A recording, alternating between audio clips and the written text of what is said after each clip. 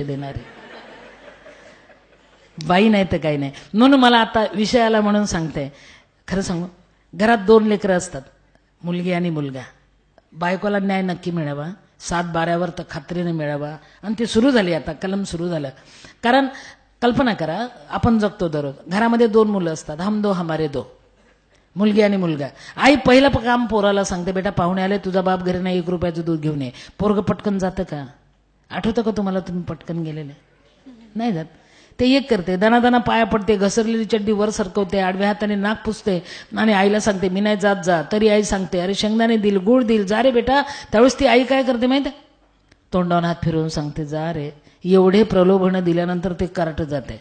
आणि जाताना कसं जाते माहिती, डाव्या हातात ग्लास घेते, उजव्या हातात रुपया घेते, 1च रुपया असतो. आणि त्या पाहुण्यांकडे डोळे काढून बघते आणि पाहुण्यांकडे बघत बघत ठाण ठाण ग्लास ठोकतच जाते कार्ट. ते पाहुण्यांना सांगते दूध आणतो लेको, दम धरा, पाहुणे आलात ना. हे पोरग, फरक बघा, हे पोरग. पोरीला सांगा बरं, वेळ आहे ना आपल्याला, संपला नाही ना, भरपूर आहे, भरपूर आहे. तुम्ही थकला नाही ना.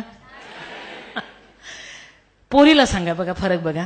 पोरीला सांगा बेटा 1 रुपयाचं दूध घेऊन ये बाळ. ती काय करते माहिती आहे, लक्षात घ्या मी बोललेलं. ती एक नजर आईकडे पाहते, नजरेने सांगते काळजी करू नको, घेऊन येते, न बोलता. ती डाव्या हातात कच्चा रुपया पकडते, तिला माहित असते हरवला तर 2रा रुपया आईकडे नाही, बाप घरी नाही. देवानी कशी उपजत बुद्धी दिली तिला बघा. म्हणून बाई नाही तर काही नाही.